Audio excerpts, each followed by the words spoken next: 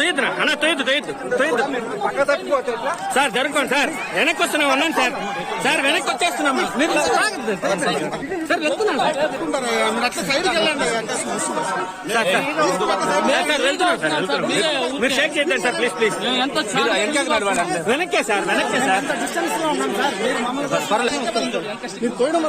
స్వామివారి భక్తులందరికీ శుభాకాంక్షలు.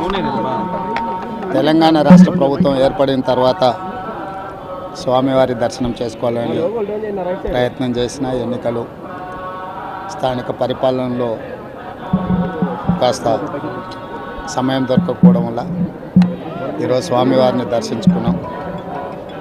రెండు రాష్ట్రాల సత్సంబంధాలు కొనసాగాలని, రెండు రాష్ట్రాల అభివృద్ధి పదం వైపు నడవాలని, ఆంధ్రప్రదేశ్లో ఏర్పడబోయే ప్రభుత్వము ఆ రాష్ట్ర ముఖ్యమంత్రితో, తెలంగాణ ముఖ్యమంత్రిగా సత్సంబంధాలతో సమస్యలన్నిటిని కూడా పరిష్కరించుకొని కలిసికట్టుగా నడిచి రెండు రాష్ట్రాలు అభివృద్ధి పదం వైపు నడిపించే విధంగా ఒకరికి ఒకరు సహకరించుకొని ముందుకు వెళ్ళాలని ఆకాంక్షించను.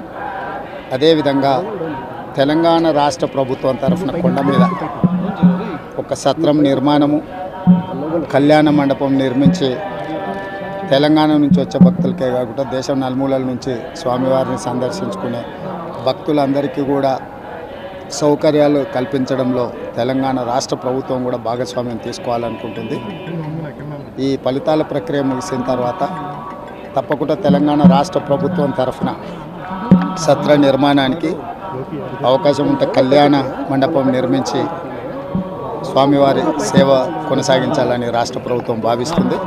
తప్పకుండా తొందరలోనే ఆంధ్రప్రదేశ్ ముఖ్యమంత్రిని కలిసి విజ్ఞప్తి చేసి ఇక్కడ స్వామివారి సేవలో తెలంగాణ రాష్ట్ర ప్రభుత్వం కూడా భాగస్వామ్యం తీసుకోవాలని కోరుకుంటున్నాం.